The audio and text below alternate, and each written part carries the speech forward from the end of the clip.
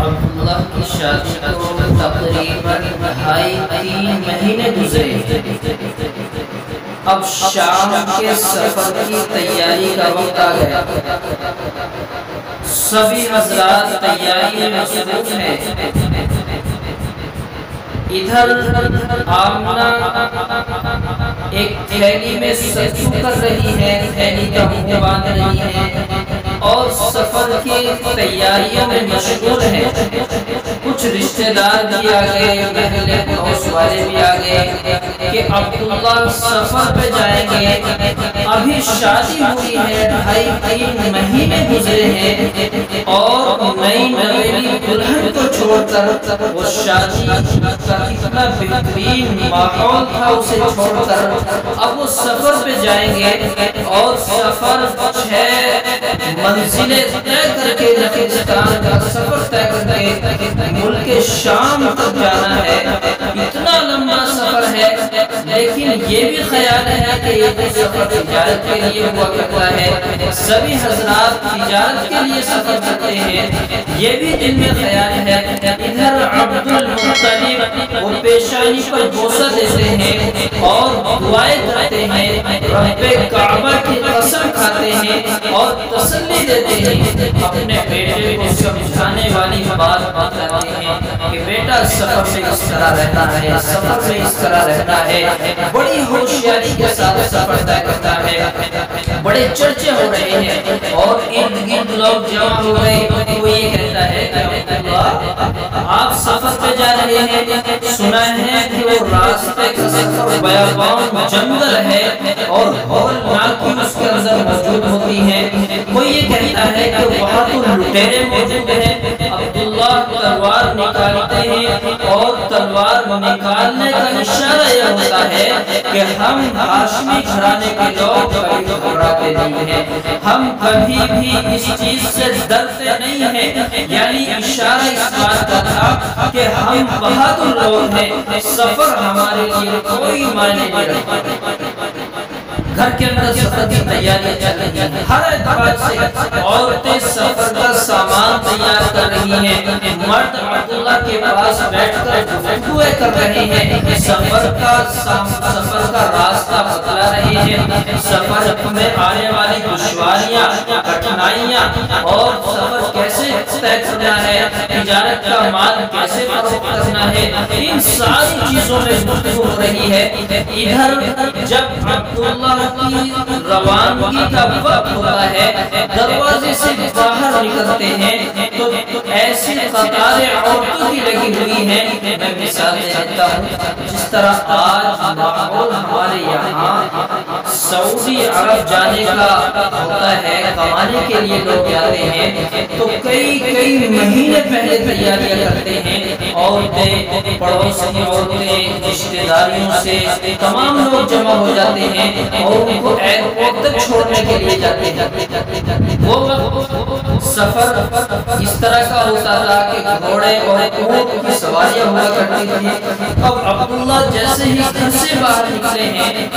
راستے میں قطاریں لگی ہوئی ہیں۔ عبداللہ کی مثال میں نے پچھلے واقعے میں بتلائی تھی اور میں نے تذکرہ کیا تھا کہ عبداللہ کی شادی ہو گئی، اس سے پہلے قربانی کا واقعہ آیا تھا، اللہ کا رقم دیا گیا تھا، لیکن اب یہ بتلانا ہے کہ عبداللہ کی صفاتیں جو لوگوں کے سامنے آیا تھی، لوگ عبداللہ سے جس طرح جڑے ہوئے تھے، اس کی مثال یہ تھی کہ اب عبداللہ دروازے سے باہر نکلے، قطاریں لگی ہوئی، اب عورتوں میں چیلے چلی آئی، وہ یہ کہتی ہے کہ آپ کو معلوم نہیں کہ ابھی عبداللہ کی شادی ہوئی، 2.5-3 مہینے گزرے ہیں، انہیں سفر پہ جا رہے ہیں۔ دیکھی کہتی کہ سفر پہ تو جا رہے ہیں، کوئی لمبا چوڑا تو معاملہ ہے نہیں، کوئی لمبی چوڑی بات تو ہے نہیں، سفر کا مسئلہ ہے، کہیں جہاد کے لیے تو جا نہیں رہے، یہ تو سفر کے لیے جائیں گے، 15-20 دن میں، مہینے میں واپس چلے آئیں گے۔ یہ ایک معاملہ ہوتا ہے۔ اب سفر کی تیاریوں میں وہ باہر نکلے ہیں، عورتوں میں چین گوئیاں ہیں، کہ آپ کو معلوم ہے کہ شادی سے پہلے عبداللہ کی پیشانی پر جو نور چمکتا تھا، جو جھلک روشنی کی نظر آتی تھی، جو چمک ان کی پیشانی پر محسوس ہوتی تھی، وہ اب عبداللہ کے چہرے پہ نظر نہیں آتی۔ بعض عورتیں یہ کہہ رہی ہیں کہ آپ کو معلوم نہیں کہ آج عبداللہ سفر پہ جا رہے ہیں، سفر پہ جانے کی خوشی محسوس نہیں ہو رہی، ایسا محسوس ہوتا ہے کہ جیسے یہ آخری سفر ہو۔ ہر آدمی اسی کشمکش میں مبتلا ہے، ہر آدمی اسی بات میں مبتلا ہے کہ آج کا سفر ایسا محسوس ہو رہا ہے کہ شاید کبھی کوئی تجارت کے لیے گیا ہی نہیں۔ عبداللہ کے چہرے پر بھی ایک اداسی سی ہے، مایوسی ہے، اور عبد المطلب کے چہرے پر بھی وہ خوشی نہیں جس طرح اپنے دیگر بیٹے عباس، حمزہ اور دیگر بیٹوں کو جدا کرتے تھے، وہ خوشحالی نظر نہیں آ رہی۔ بہر کیف سفر کی روانگی ہو گئی، عبداللہ گھر سے نکل گئے، عورتیں بھی دیکھ رہی ہیں، مرد بھی دیکھ رہے ہیں، لیکن آمنہ جو نئی نویلی دلہن ہے، ابھی گھر میں آئی ہیں، 2-2.5 مہینے کا وقت گزرا ہے۔ اب اس کے دل سے پوچھو کہ اس کے دل پر کیسے گزر رہی ہوگی کہ شوہر اس کو چھوڑ کر سفر کے لیے جا رہا ہے، لیکن دل کو تسلی دے رہی ہے، آمنہ تجھے معلوم نہیں کہ میرا شوہر کاروبار کے لیے جا رہا ہے، اپنے دل کو تسلی دیتی ہے، کمانے کے لیے جا رہا ہے، ابھی تو 15-20 دن میں مہینے میں واپس آ جائے گا، گھبرانے کی ضرورت نہیں ہے، اپنے دل کو تسلی دے رہی ہے، لیکن معلوم نہیں کہ آنے والا وقت کیسا گزرے گا۔ آمنہ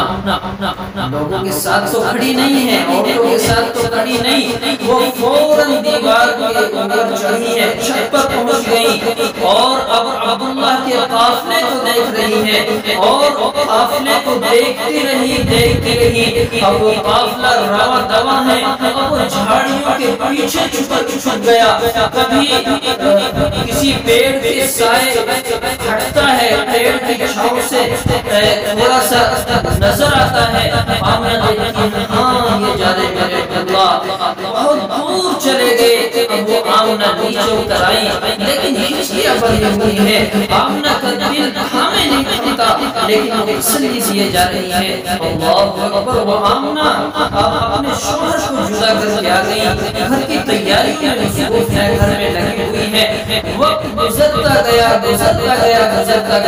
ایک وقت آیا تقریباً 2 یا 3 مہینے کا عرصہ گزر گیا، اب عبداللہ سفر میں ہے، عبد المطلب کو بھی حیرت ہوئی،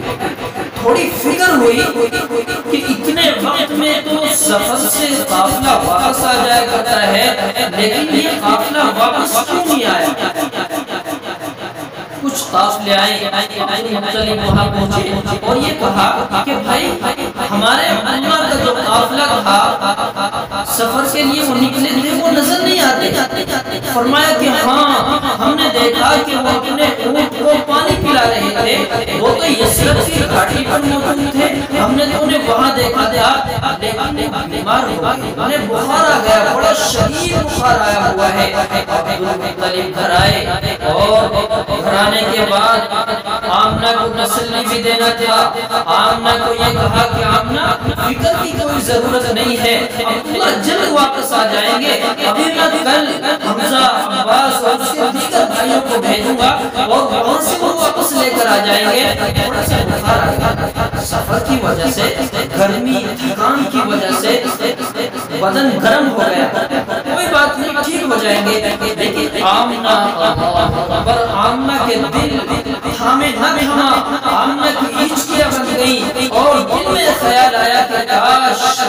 میں اوپر چلی جاتی تمہاری خدمت کر لیتی، لیکن تسلی دے رہی ہے، جائیں تو جائیں کیسے، گھر کو چھوڑے تو چھوڑے کیسے، اور دل میں خیالات بھی ہیں کہ میرا شوہر بیمار ہے۔ اب اسی دوران باندھی نے تسلی دی کہ آمنہ آپ کو معلوم نہیں کہ عبد المطلب تو خانہ کعبے کا متولی ہے، ان کی تو لات بدل اور عزہ بھی عزت کرتے ہیں، اور ذرا سی انہوں نے ابھی یہاں سے دعا پڑھی اور وہاں ان کو آرام لگ جائے گا، فکر کی ضرورت نہیں ہے۔ باندھی تسلی دے رہی ہے آمنہ کو، تسلیہ دیگر عورتیں بھی دے رہی ہے، کوئی فکر کی بات ہی نہیں ہے، سفر میں تھکان کی وجہ سے بیمار بھی ہو جاتے ہیں۔ آخر وقت گزرتا گیا،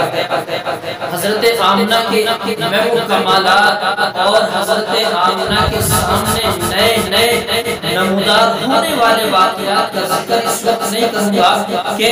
اس دوران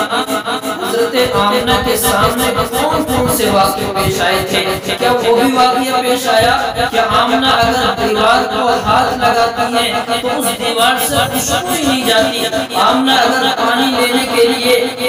اس کنویں پر جاتی ہے جہاں عورتیں صبح سے شام تک لین لگائے کھڑی رہتی ہے، قطاریں لگی ہوئی ہے، نمبر نہیں آتا، پانی نیچے پہنچا ہوا ہے، آمنہ تھوڑا سے عمل سے ہے، آہستہ آہستہ چلتی ہے، پیر سنگریزوں پہ رکھے جاتے ہیں تو پھول بن جاتے ہیں۔ اگر آمنہ نے زمین پر تھوکا ہے تو خوشبو اتنی زیادہ بہتی ہے کہ عورتیں یہ کہتی ہیں کہ آمنہ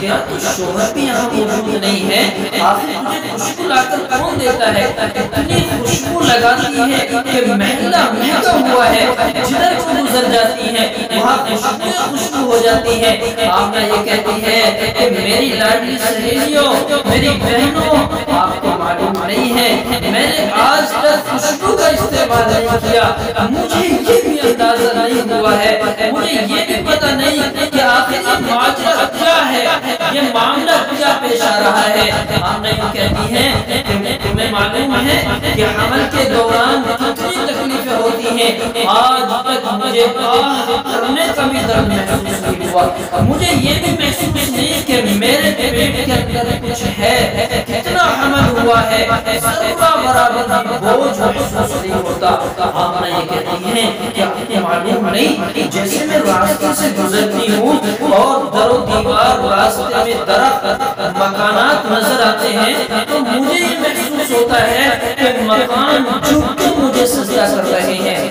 یہ پیڑ پودے سایہ کر لیتے ہیں، جھک کے سلام کرتے ہیں، مجھے آوازیں آتی ہیں، مجھے آوازیں بار بار آتی ہیں، پریشان آوازیں آتی ہیں کہ آمنہ مبارک ہو، آمنہ مبارک ہو، دنیا کی سب سے بہترین نعمت مجھ کو عطا کرتی گئی ہے، آمنہ تجھے دودھ یتیم دیا جا رہا ہے، آمنہ تیرے پیٹ میں جو بچہ ہے وہ دنیا عظیم پوری دنیا کا ایک نمونہ بچہ ہے۔ طرح طرح کی آوازیں آتی ہیں، عورتیں کنویں سے پانی نکالنے میں تھک جاتی ہیں، پریشان ہوتی ہیں، لیکن آمنہ کا جیسے ہی نمبر آتا ہے پانی اوپر آ جاتا ہے کہ نہیں آمنہ تجھے پریشان ہونے کی ضرورت نہیں ہے، تجھے دقت اٹھانے کی ضرورت نہیں ہے، آخر تجھے معلوم نہیں کہ کسی ماں ہے، اچھا تجھے ضرورت نہیں ہے کہ جھک کر پانی نکالے، پانی تیرے پاس آ جائے گا۔ آمنہ یہ کہتی ہے کہ مجھے نوبت ہی نہیں آتی، پانی کنویں کے اوپر آ جاتا ہے اور میں آہستہ سے بیٹھ کر اپنا مشکیزہ بن جاتی ہوں، اپنا برتن بھر لیتی ہوں۔ بڑی لمبی داستان ہے نبی علیہ السلام کی اس دوران کی، لیکن میں نے یہ بات چھیڑی تھی کہ عبداللہ سفر میں ہے، ابھی خبر ملی ہے کہ بیمار ہو گئے، دوسری خبر ابھی تک نہ ملی، دوسری خبر کا انتظار ہے، عبد المطلب بھی پریشان ہے، ادھر آمنہ بھی پریشان ہے، لیکن ایک صبح ایسی ہوتی ہے، ایک صبح نمودار ہوتی ہے، پوری رات کی ہزاروں واقعے ہیں، لمبی داستانیں ہیں، عورتوں میں چرچا ہے، مردوں میں تذکرے ہیں، اور گھر گھر میں لوگ پریشان ہیں کہ آج میں نے دن کو اٹھایا ہوا سجدے میں گر گیا، ہمارا بیمار تو نہیں ہے، ہمارے ہم سے ناراض تو نہیں ہو گئے، ہم اٹھاتے ہیں وہ جھک جاتے ہیں، سجدے میں گر جاتے ہیں۔ دیگر لوگ تذکرہ کر رہے ہیں، معلوم نہیں آپ کو ایک عورت دوڑی ہوئی آئی، آپ کو معلوم نہیں میرے گھر کے مجھے گر گئے، وہ کہتا ہے تجھے پریشان ہونے کی ضرورت نہیں ہے، میں تجھ سے زیادہ پریشان ہوں، آخر وہ تمام بت میرے بھی گھر کے گرے ہوئے ہیں، میں شراب کو ہاتھ لگانا چاہتا ہوں، شراب پینا چاہتا ہوں تاکہ غم مٹا دوں، میرے سر پر جو بوجھ ہے ان کو گرنے کا، میں چاہتا ہوں کہ شراب مٹا کر غم اپنے مٹا دیتا ہوں، لیکن جیسے ہی شراب کے ہاتھ لگاتا ہوں میرے کان میں آواز آ رہی ہے، مجھے ایسا محسوس ہوتا ہے کہ کسی نے مجھے روکا کہ ٹھہر جا، اب شراب بند ہو جائے گی، اب شراب کو کوئی ہاتھ لگانے والا نہیں ہے، اب شراب کو روکنے والی ہستی آنے والی ہے۔ یعنی پورے عرب کے اندر چرچا ہے، ماجرا زیادہ سنگین ہو چکا ہے، ہر گھر میں لوگ پریشان ہیں، اپنے بچوں سے سنبھالے نہیں سمجھ رہے ہیں۔ خیر واقعوں سے گزر کرتے ہوئے میں ادھر آتا ہوں کہ وہ صبح نمودار کون سی ہونے والی ہے۔ آج وہ صبح نہیں ہے جو صبح روزانہ ہوتی تھی، آج وہ صبح نہیں ہے کہ چاند نظر آتا تھا، اب چاند کا وقت ختم ہوا، اب سورج کا وقت شروع ہوا ہے۔ یہ صبح تو ایسی نمودار ہونے والی تھی کہ اب صبح ہی صبح ہوتی چلی جائے گی، اب کبھی اندھیرا ہونے والا نہیں ہے، اب کبھی تاریکی ہونے والی نہیں، اب ظلمتیں ختم ہو جائیں گی، تاریکیاں مٹ جائیں گی، کفر و شرک ختم ہو جائے گا۔ انتظار میں ہے، عورتیں آمنہ کے پاس جمع ہیں، کچھ عورتیں اس انتظار میں ہیں، اب خوشی آنے والی ہے، گھر کے اندر خوشی کا ماحول ہونے والا ہے، تمام عورتیں جمع ہیں اور طرح طرح کی باتیں ان کے سامنے آ رہی ہیں، جو بھی وہاں بیٹھی ہوئی ہے خوشبو سے معطر ہے، طرح طرح کے خیالات ہیں۔ تھوڑی دیر کے لیے آمنہ کو اونگ آ گئی، تھوڑی دیر کے لیے اسی رات آمنہ کو اونگ آ گئی، آمنہ سو گئی۔ کیا دیکھتی ہیں کہ حضرت ابراہیم علیہ السلام بشارت دے رہے ہیں، آمنہ مبارک ہو، محمد آنے والا ہے، آمنہ اس بیٹے کا نام محمد رکھنا۔ حضرت عیسیٰ علیہ السلام مبارک دے رہے ہیں، تمام طرح کی مبارکباد آ رہی ہے، جبریل کے ذریعے سے، تمام فرشتوں کے ذریعے سے مبارکبادیں، آسمان کے فرشتے نظارہ کر رہے ہیں، اور کبھی ایسا موسم زندگی میں آیا ہی نہیں، کبھی ایسا ماحول کسی آنکھ میں دیکھا ہی نہیں۔ وہ تارے نمودار ہیں لیکن کسی اور تارے کے انتظار میں ہے۔ یہ بڑا واقعہ، بڑا ماجرا سامنے آتا ہے، بات ابھی ہوتی جا رہی ہے۔ اصل یہ ہے کہ عورتیں تھوڑی دیر کے بعد باہر نکلتی ہیں اور یہ کہتی ہیں، عبد المطلب آپ کو مبارک ہو، آپ کو مبارک ہو، آپ کو مبارک ہو، اللہ نے آپ کو چاند سے بہتر بہتر عطا فرمایا ہے۔ عورتیں باہر نکل رہی چیمیں گوئیاں، آج تک کوئی بچہ دیکھا ہی نہیں۔ کوئی یہ کہتی ہے کہ آج تک ایسا کسی ماں نے بچہ جنا ہی نہیں، میری آنکھ نے نہیں دیکھا، کان نے نہیں سنا۔ بعض بوڑھی عورتیں ہیں وہ یہ کہتی ہیں، میں سارے نسب جانتی ہوں، عبد المطلب کے حسب و نسب تمام جانتی ہوں، عرب کے تمام قبیلوں کو جانتی ہوں، آج تک میں نے ایسا بچہ نہیں دیکھا اور یہ نام بھی نہیں سنا۔ یہ اس بیٹے کی جو اللہ تبارک اس بیٹے کی جو نشانیاں ہیں وہ کبھی نہیں دیکھی۔ پہلے کہہ عبداللہ عبد المطلب سے نہ رہا گیا اور اندر گھر کے اندر آ گئے، دکھاؤ میرا پوتا کیسا ہے۔ دیکھتے ہی سبحان اللہ، لات و عزا کی قسم، اور خانے کعبہ کے لیے دوڑے ہیں اور یہ کہتے ہیں، آمنہ اس کا نام کیا رکھنا ہے؟ آمنہ میرے ذہن میں یہ گردش کر رہا ہے، اس کا نام تو محمد رکھ دو، احمد رکھ دو۔ آمنہ یہ کہتی ہیں کہ آپ نے تو میری زبان کی بات سن لی، آپ نے تو میرے من کی بات لے لی، میں یہ چاہتی ہوں اس کا نام کیا رکھوں، لیکن میرا دل یہ کہتا ہے محمد محمد محمد احمد، کوئی اور نام ذہن میں آتا ہی نہیں۔ لیکن ایک شاعر کہتے ہیں ذہن میں نام ہی کیسے آئے گا؟ انہوں نے یوں کہا، لکھی میں نے نبیوں کی یوں ثنا اول سے آخر تک، لکھی میں نے نبیوں کی یوں ثنا اول سے آخر تک، محمد لکھ دیا بس ثنا اول سے آخر تک۔ پہلے کہنے کا سبب یہ ہے، یہ ماجرا سامنے آ گیا۔ آمنہ اپنے لخت جگر کو دیکھتی، دل میں خیال کرتی ہے کہ کاش آج اس کے عبداللہ یہاں موجود ہوتے، آج اس کے والد موجود ہوتے، وہ اپنے لخت جگر کو دیکھتے خوش ہوتے۔ اور یہ کہتی ہیں کہ جب عبداللہ آئیں گے اپنے دل سے کہہ رہی ہے، اپنے من کو سمجھا رہی کہ جب اس کے والد آئیں گے عبداللہ آئیں گے تو ان سے لڑوں گی، شکایت کروں گی کہ آپ نے اتنا کہاں گزار دیا، آپ اتنے دن کہاں رہے ہیں، میری تو آنکھیں انتظار کرتے کرتے تھک گئی ہے، میرا دل انتظار میں مصروف رہا ہے، میں تو رات دن اسی گھاٹی کو دیکھتی رہی جدھر سے آپ گئے ہیں، جس وقت میں چھت پہ چڑھی ہوں آج تک اسی انتظار میں ہوں کہ میرے شوہر، میرے تاج، میرے شوہر اس راستے سے گئے ہیں اور یہیں سے واپس آنے والی ہے، میں رات دن انتظار میں ہوں۔ عورت کیا کہتی ہے؟ ایک نونہال بیوی انتظار میں ہے اور یوں کہتی ہے کہ میں شکایت کروں گی، اتنا وقت کہاں گزار دیا، اتنا وقت کیسے گزار دیا، اور تم وہ بیمار پڑ گئے تھے، مجھے خبر ملی ہے اس لیے کہ تم بیمار تھے، میرا دل چاہا میں اٹھ کے چلی جاتی، تم نے تو موقع ہی نہیں دیا خدمت کا، میں جا کر خدمت کر لیتی، کاش آپ میرے پاس ہوتے تو میں آپ کے ہاتھ پیر دبا دیتی، سر ماتھا دبا دیتی، لیکن آپ نے یہ موقع ہی نہیں دیا۔ وہ بیوی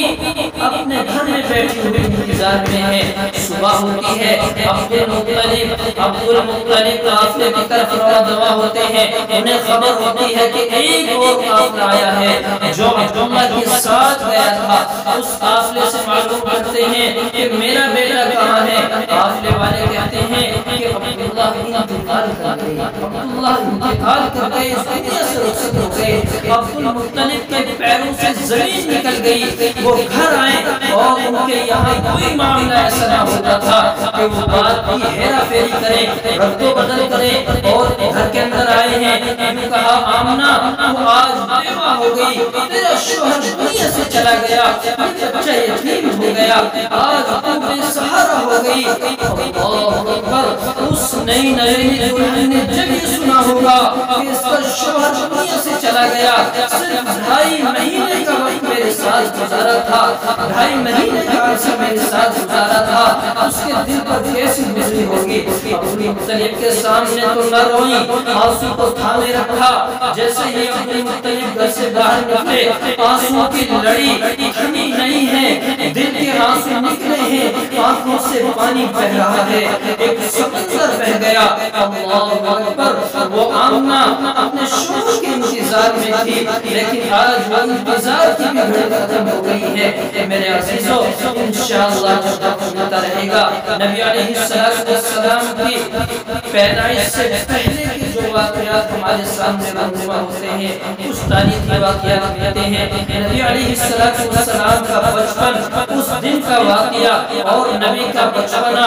6 سال کی عمر، 12 سال کی عمر، نبی علیہ السلام کی جوانی، نبی کا آخری وقت، یہ تمام چیزیں انشاءاللہ اگر آپ دعا کریں گے میرے لیے، آپ کے سامنے آتی رہیں گی۔ اللہ تبارک و تعالیٰ مجھے بھی آپ کو بھی سمجھ عطا